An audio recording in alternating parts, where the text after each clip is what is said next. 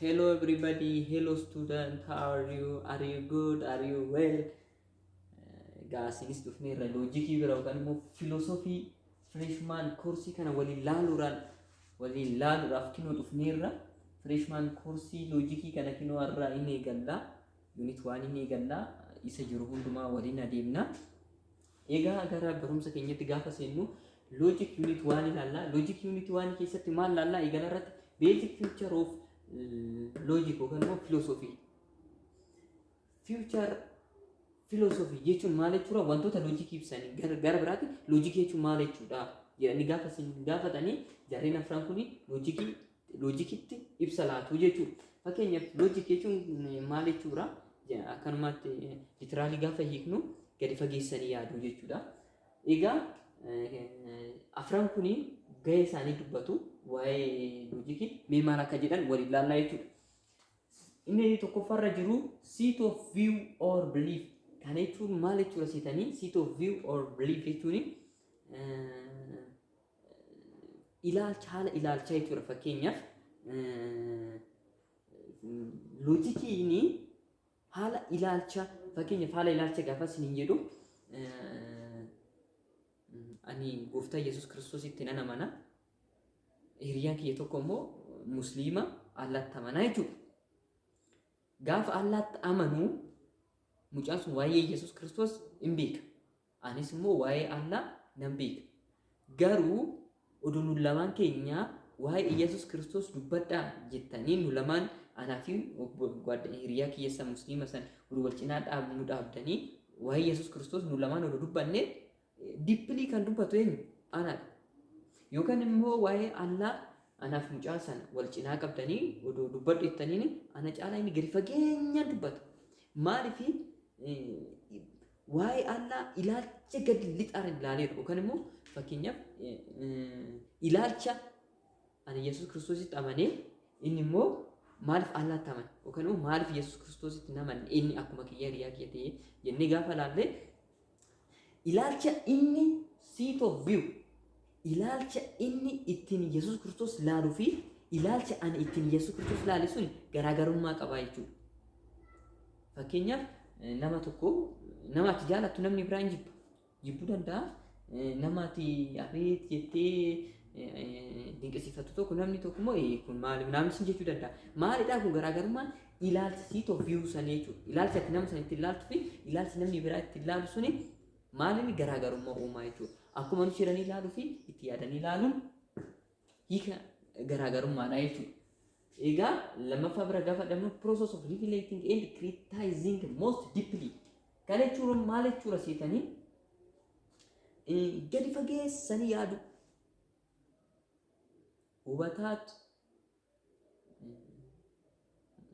Hubataatu maalii jedha jedhan makmaksi wayii jira garuu soorii nan raffadhe.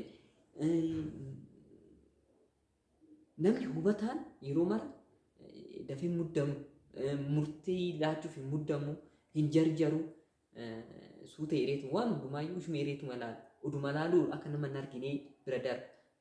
Wanti tokko badee oduma argu akka nama hin argineef ciree bira darba. Namni hubataan maal jechuudha gara biraatiin gadi fageessee yaada. Gadi fageessee yoo dubbadhe dubbii kiyya booda maaltu dhufu? Nama miidhinnaa laata?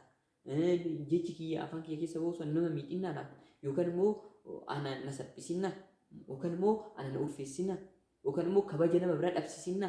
Moo kabaja nama biraatiif hin laata? Wanta jedhu dubbachuun duraatti gadi fageessee wanta tokko irratti maal godha? Gadi fageessee yaaduu jechuudha. Criticizing most deeply. Egaa philosophy is what is the philosophy? The criticizing most deeply. Gadi fageessanii waa tokko gadi fageessanii yaadu yookaan immoo adeemsa gadi fageessanii yaadu jechuudha. Inni sadaffaa immoo rational attempt to look at the whole. Kana jechuun maal jechuudha seetanii wanta laaltan hunda sababaan laalu. Fakkeenyaaf namni wayii kafana gaafa bittu ati ushuma ittiin kafana mateef carqii ta'eef hin bittu. Kalarii filatta fakkeenyaaf yookaan kafanni daalicha bitta yookaan gurraacha bitta yookaan diimaa taate kalarii adda addaa bitta.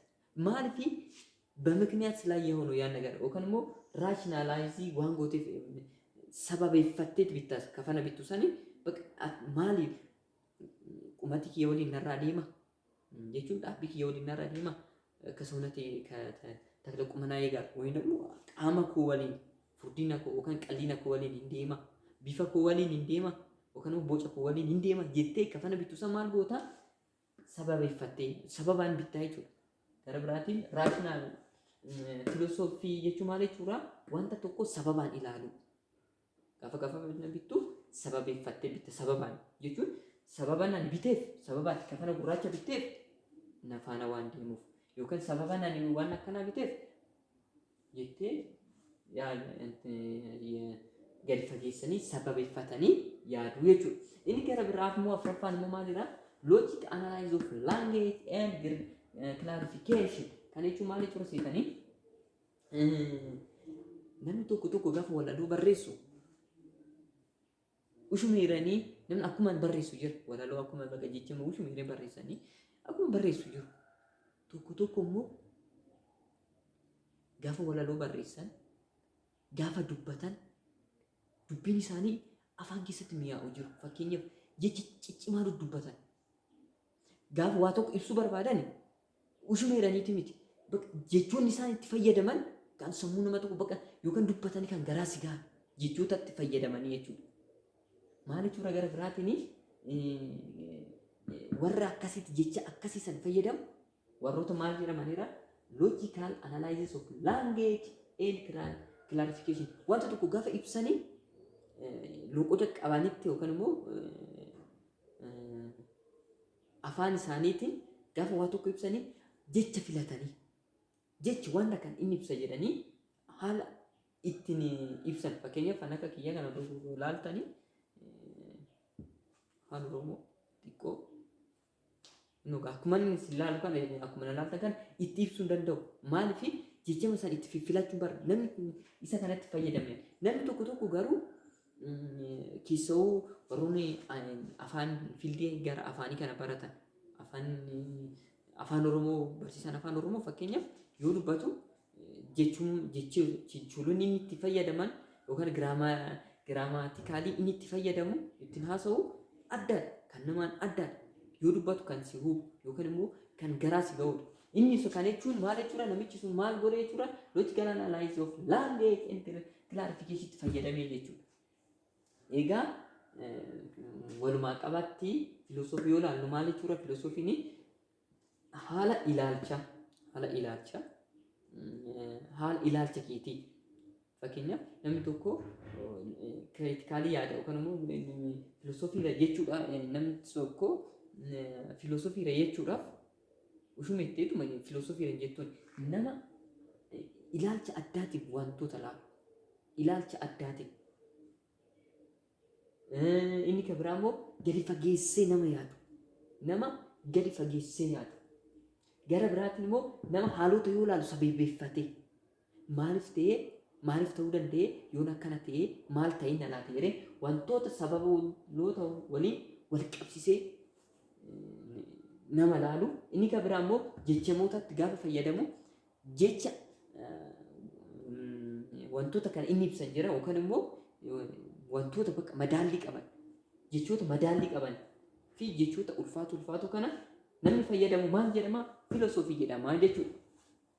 Egaa filosoofii future of filosoofii haala kanaan erga laallee branch of filosoofii ilaalla jechuudha. Yookaan immoo dameewwan filosoofii ilaalla. Dameewwan filosoofii kun afur isaanii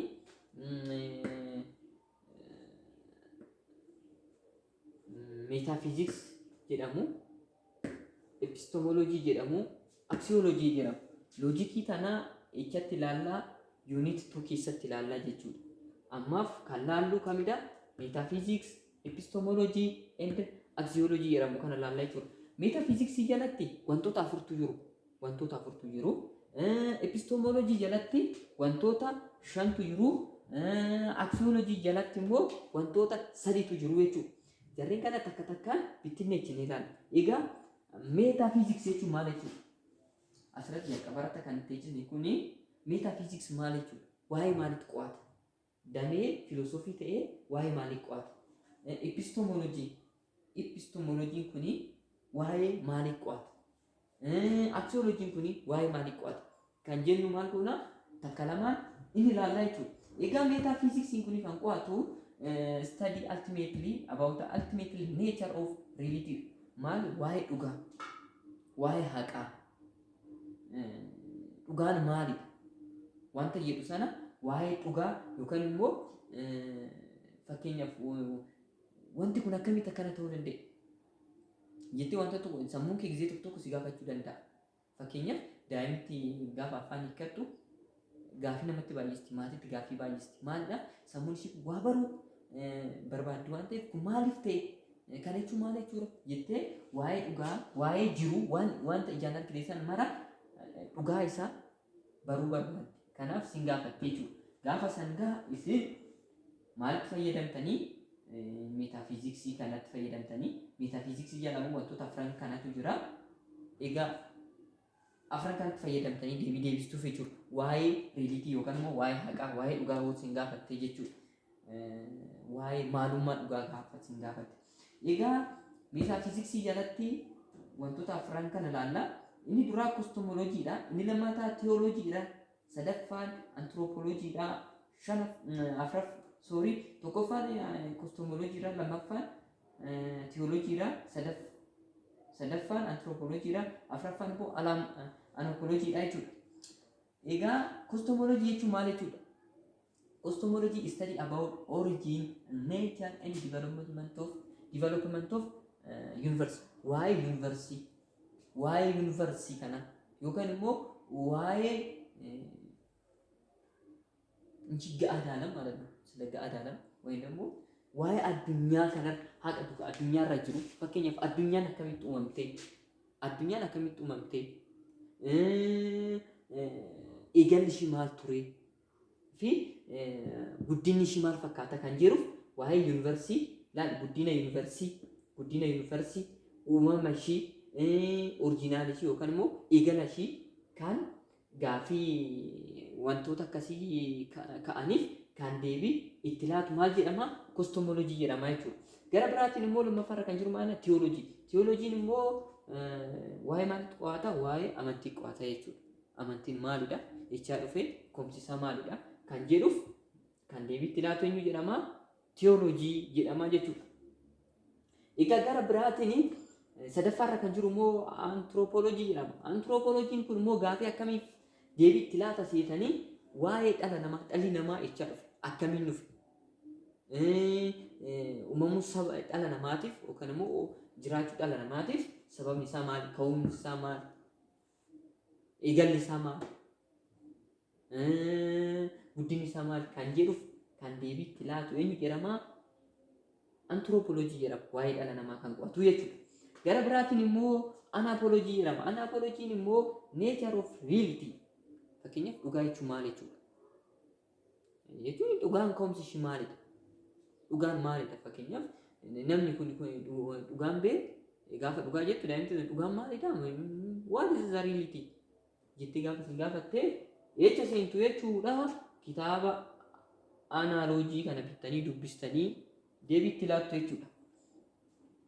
Egaa tokkoffaa maal laalleerra? Metaphysicsii laalleerra. Metaphysicsii jalatti cosmology laalleerra. Waa'ee origin, nature and development of universe kan qo'atu laalleerra. Theology waa'ee amantii kan qo'atu laalleerra. Anthropology waa'ee dhala namaa kan qo'atu laalleerra. Anthropology waa'ee nature of reality yookaan immoo waa'ee haqa bittinneessee kan nutti himu laalleerra. Egaa afran kuni walitti dhufee eenyu bakka bu'u jechuudha? Metaphysicsii kana bakka bu'u jechuudha. Metaphysicsii bakka meeqatti qoodama? Bakka afuritti qoodameet jarreen kuni gaafii metaphysicsii kun deebisuu qabuuf maal godhu? Tokkoon isaanii metaphysicsii bakka bu'anii deebii laatu jechuudha.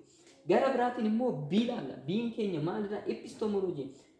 Egaa epistemology asitti piigateera. Epistemology.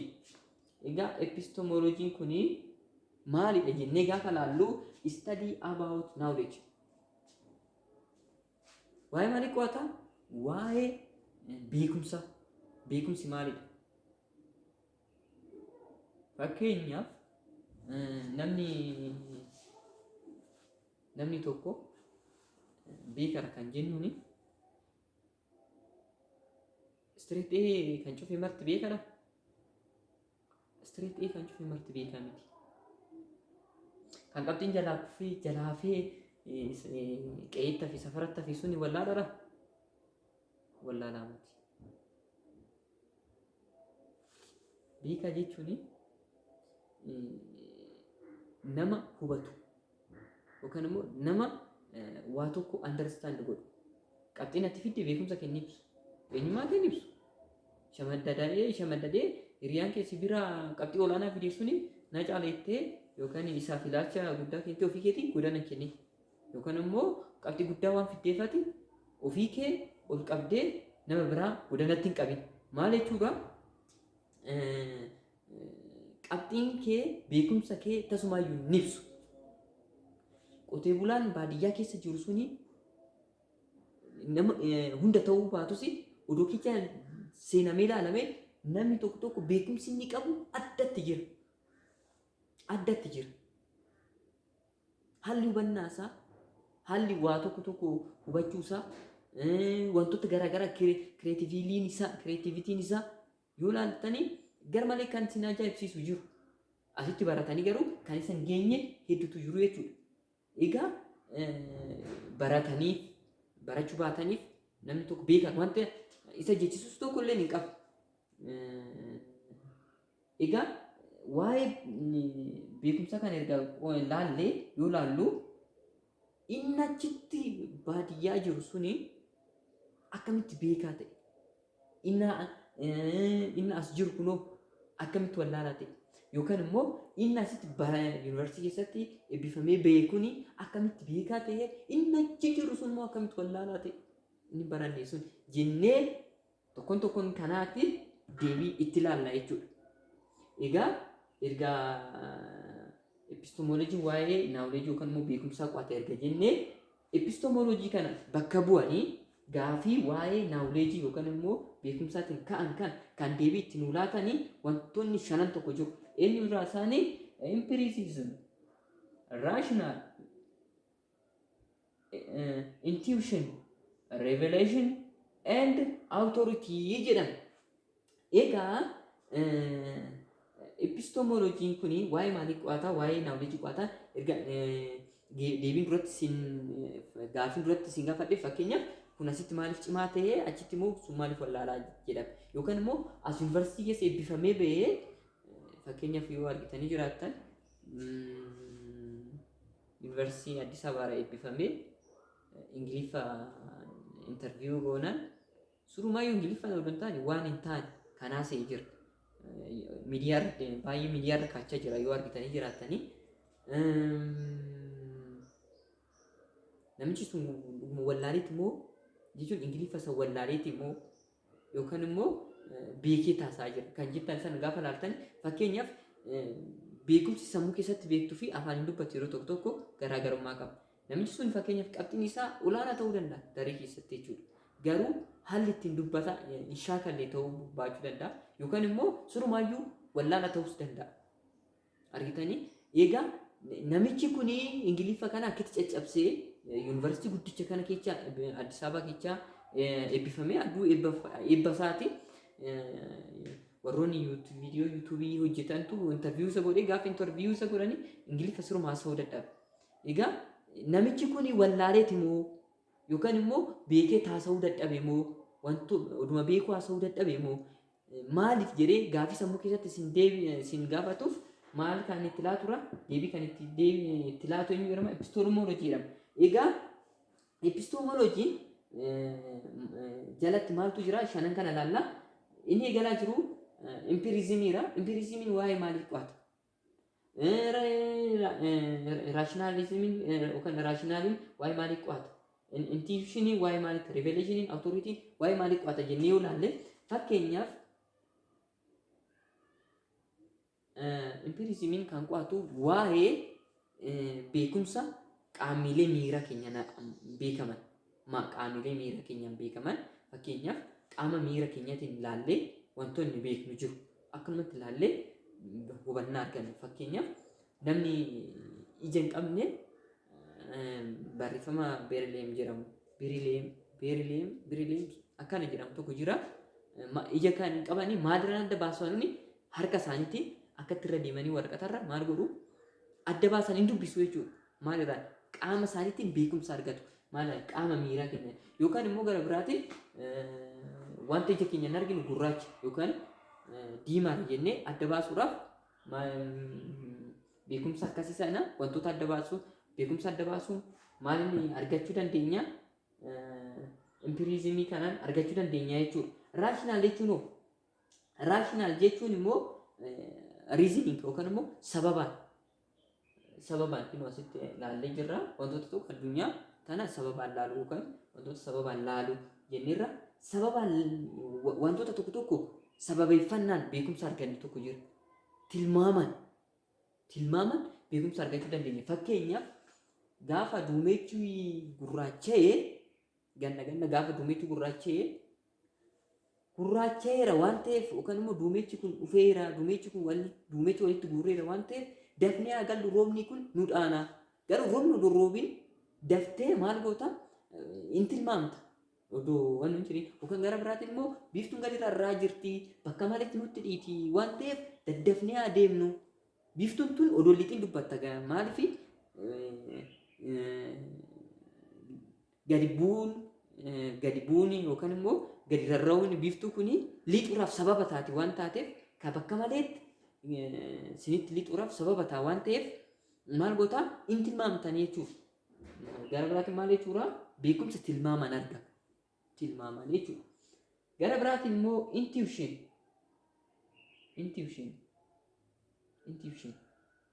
Direct apprehension jedhama. Intuition jechuun maal jechuudha seetanii? Fakkeenyaaf haadholiin tokko maal jedhu? Har'a garaan kiyya na raasamaan na didee manatti waan ta'e moo jedhu. Bakka har'a leellaa garaan kiyya na sodaatee har'a waan ta'u mootii keessi kiyya na tarabbashee wanti jedhamu jira miti miira keessa keenya bakka yuune manfasee tarabbashe bakka zaaree ni injaa ምናምን ነገር የሚባል ነገር አለ jira miti wanta akkasii bakka lapheen kiyya natti miira har'a bakka garaan kiyya natti miira garaan na sodaate waan akkanaa ta'uu hin oolu bakka sodaa qaama kee keessa jiru yeroo tokko neechariirraan keessi keenya wanta ta'uu biraaf jiru tokko maal isinitti ni maalti yookaan bakka har'a garaan na sodaate daa'imti tiyyata akka maal ta'etti laata ምናምን wanti jedhamu sana jechuudha kun keessi kiyya natti mee garaan kiyya natti mee maaliin kiyya natti mee jedhanii wanta beekumsi garasiin argamu sana jechuudha. Garaan kiyya natti mee bakka akkan jiranii akkuma jedhaniyyuu yoo mana gaanu wanta akkasii ta'ee kan mul'atu baay'eedha miti. Inni sun maal jedhama? Intuition jedhama jechuudha. Gara biraatiin immoo revelation jedhama. Revelation jechuun kun maal seetanii supernatural gara maaliitiin dhufu seetan? Gara beekumsa echaan argamu seetan beekumsa hafuuraan yookaan immoo gara waaqeffannaatiin fakkeenyaaf musliima keessa nabiyyiin jira akkasuma pirootestaantii keessa nabiyyiin jira ortodoksii keessa nabiyyiin jira qaalluu bira soo deemtan egaa siixanaanis ta'uu jiru miti nabiyyi ምናምን የሚባል ነገር አለ gara qaalluutiin soo deemtanii gara maaliitiin soo deemtan qaalluu siniin jiru garantaan takka furan fakkeenyaaf abbaa gadaa keessa ምናምን sun qaalluu jedhamu miti ani በዛ ደረጃ ሳይሆን wanta akkasii yoo taane asumatti godhanatti fakkeenyaaf warroonni hin dalaginaa jedhan nuni waa inni himnaa nu beekadha ምናምን warroonni jedhanii akkatti mataa raasanii waa tokko dubbatu jiru miti hundi sobuu miti inni tokko dhugaas kan dubbatu jiru miti isaan makeecha amma fi seexanaanis ta'uu kan dhugaas miti himu hin jiru jechuudha. Innan akkasii sun maal jedhamu ሪሊጂን ወጅን ሬቬሌሽን በሪሊጂን ማለት ነው ወይ ሲጠን የውቃቢዎች ወይም ደግሞ እነዚህ ቃልቻዎች ምናምን የሚባሉት እነሱ በምንድነው በመገለጥ የሆነ ሲጠን በሚገልጥላቸው ነገር ብራትን ደግሞ ወሮተ ኦርቶዶክስ ኬሰስ musliima keessas immoo as pirotestaantis na warroota macaafa qulqulluu amananii fi quraan amanan bira yoo deemtan immoo supernatural Allah yookaan immoo God afaan Ingiliffaan yookaan immoo Amaariffatti gaafa hiikamu እግዚአብሔር afaan Oromootti gaafa hiikamu immoo waaqa guddaa humnoota olii ta'e kuni waa tokko natti himeera waa tokko natti mul'iseera jedhanii abbootiin hafuura kan maal jedhanii jira yookaan abbootiin amantii kan raajan kan dubbatan beekumsa gara waaqaatiin dhufuu kun eenyu jedhama revelation jedhama jechuudha. Beekumsa gara amantiitiin dhufu beekumsi gara amantiitiin dhufu maal jedhama revelation jedhama jechuudha. Inni shanaffaarra jiru immoo authorityidha. Egaa authority jechuun immoo akkuma duratti isin jedhe beekumsa yuunivarsiitii keessatti argamu jechuudha. Yeroo yuunivarsiitii keessatti yookaan immoo barnoota keessatti argamu jechuudha. Kan barnoota keessatti argamu kamidha? Professionally kana qofaadha. Seensa orgaanii kana ashufetti godhatti ashufetti beekuu dandeecha. Safaratti beekuu dandeecha. Mana barumsaa isin barbaachisu. Raashinaal jedhamu kun uumamaan namni tokko uumamaan barumsa malee jechuudha. Gar malee gadi fageessee sababa iffatee waan gadi fageessee kan yaadu jiru jechuudha. Inni kun mana barumsaa seenuu irraan eegamu jechuudha. Institution jechuun mana barumsaa seenuu irraan eegamu kan garaan keessatti himu. Kan yuunivarsiitii meeqa fixee dooktareetii maastereetii fudhatee hojjeta jiraatu jira oduu rakkinni isa muudachuuf jiru lapheen kan ittiin himu beekumsaan yookaan barnootaan hin argamu jechuudha. Revelation kunis barumsaan hin argamu gara amantiitiin argama kan argamu kana jechuudha. Egaa amma maal laallaa aksiyooloojii laallaa jechuudha. Aksiyooloojii kana laallaa warri laayikiin goone laayikii gootanii komentii yoo sheerii gootanii goone maarree sheerii gootu maal laalta re maal laalta subscribe goote dubbina barbaadin dafan moo godhe jetta ishii kan fakkaata.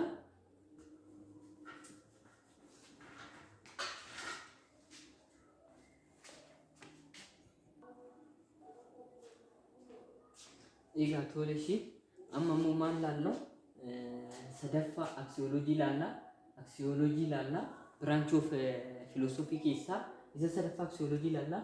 Aksiyooloojiin waa'ee maaliitti qo'ata jennee yoo laalle aksiyooloojiin waa'ee value yookaan immoo wanti kun value yookaan immoo gimmit tilmaama itti kennuu jechuudha. Fakkeenyaaf gaafa namni tokko horii mana walirraa safaratti walirraa bituu barbaadan maal godhu dura gabaa baasaniiti naa tilmaami namni yeroo miti tilmaama itti kennaniiti erga namni ammana kun yookaan immoo gaafa kafana bituu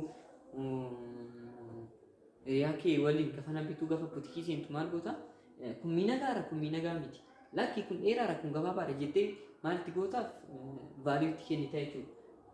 Aksiyooloojii jechuun maal jechuudha? Vaaliyuu itti kennuu jechuudha. Egaa vaaliyuu itti kennuu keessatti kan qooda qaban wantoonni sadeen tokko jiru. Esteetisiin jiru, etiksiin jira, social or politically jiru jarree sadeen kun jiru. Jarree sadeen kun gahee mataa ofii taphatu jechuudha. Egaa jarree sadeen kun eenyu bakka bu'u? Aksiyooloojii kana bakka bu'u yookaan immoo giving of value kana keessatti hirmaatu jechuudha. Egaa aesthetics jechuun waa'ee miidhagina yookaan beautiness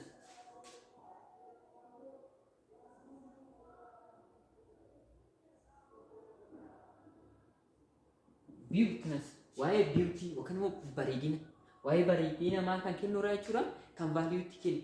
Wanni kun miidhagaa lakki miidhagu waa'ee kun fokkisu lakki kun bareeda naan wanti jedhamu suni maal keessa jechuudha aesthetics kanaan value itti kennama yookaan immoo gara biraatti lakki kun miidhagaa miidhagu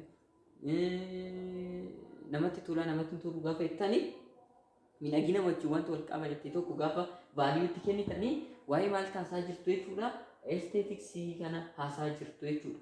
Inni lammaffaarra jiru immoo maalina itiksii. Itiksii immoo siviikii keessatti hin beekna. Egaa itiksiin bakka sadiitti qoodama. Meta ethics, normative ethics and apply ethics jedhama jechuudha. Meta ethics jechuun wanti kun gaariidha lakki badaadha.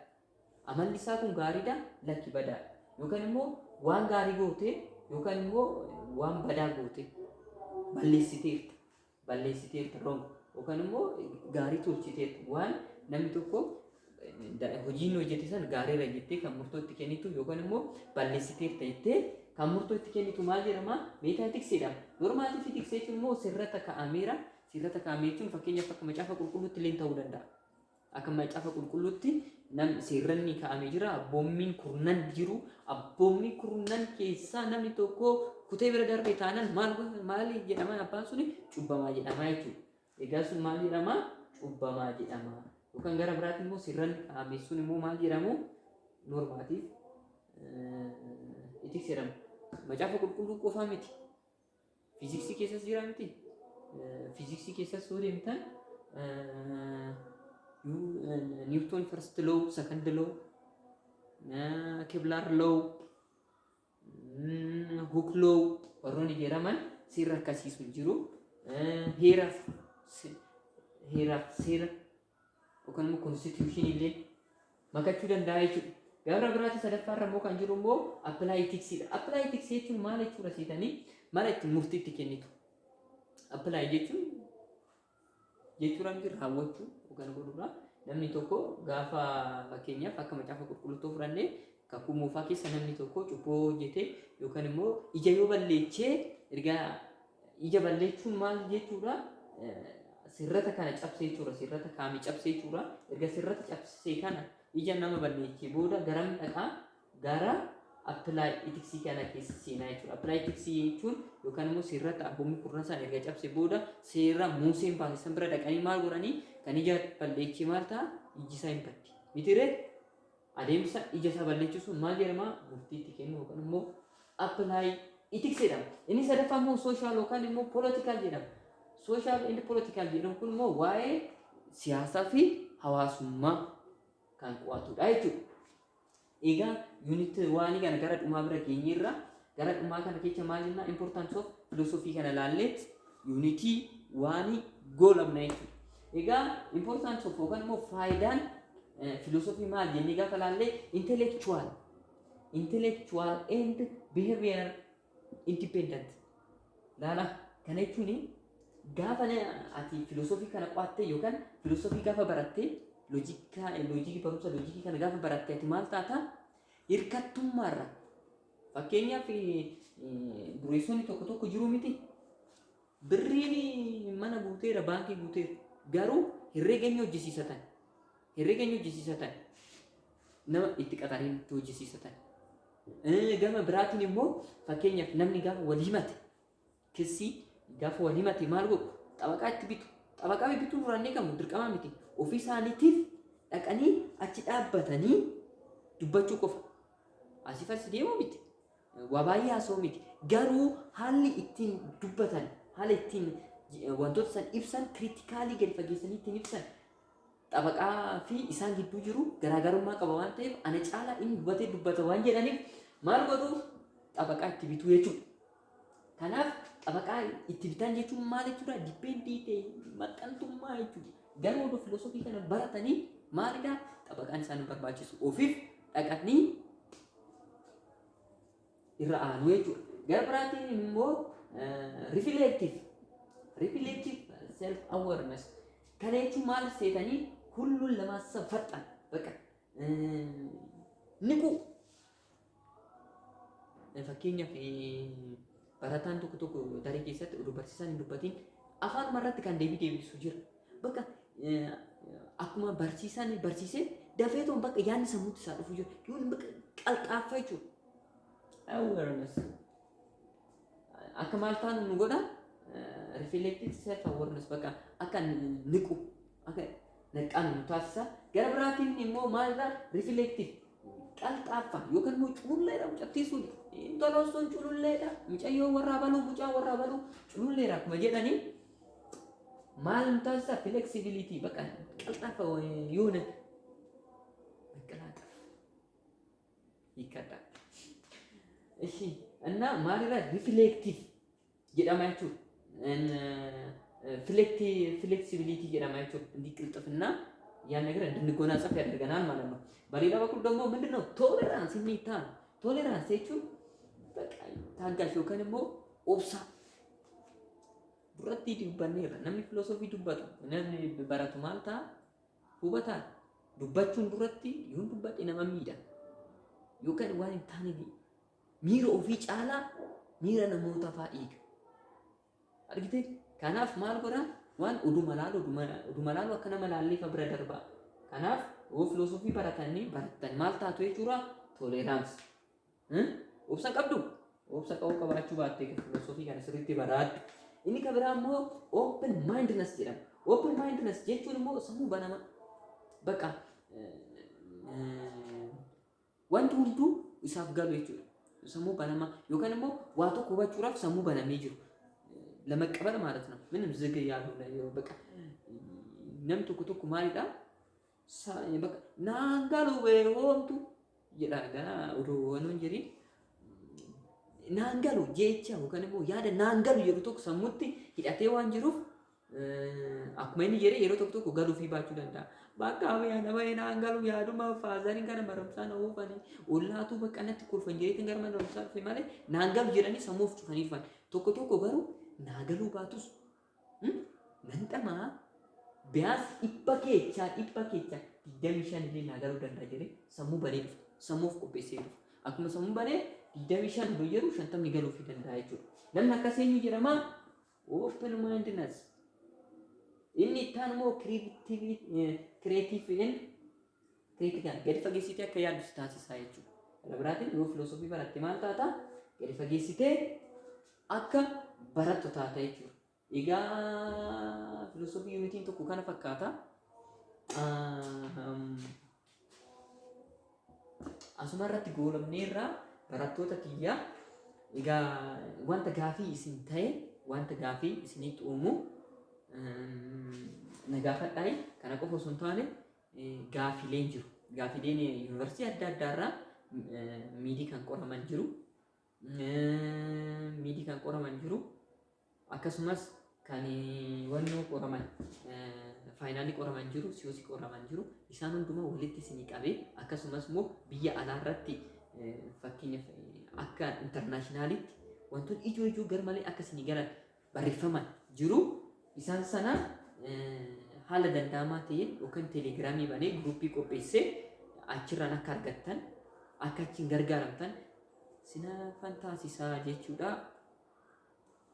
Wanna dhaggeeffattaniif galatoomaa sheerii waan gootaniif galatoomaa laayikii waan gootaniif galatoomaa koomentii keessatti waan na jajjabeessitaniif waan na gaafattaniif galatoomaa yemmuu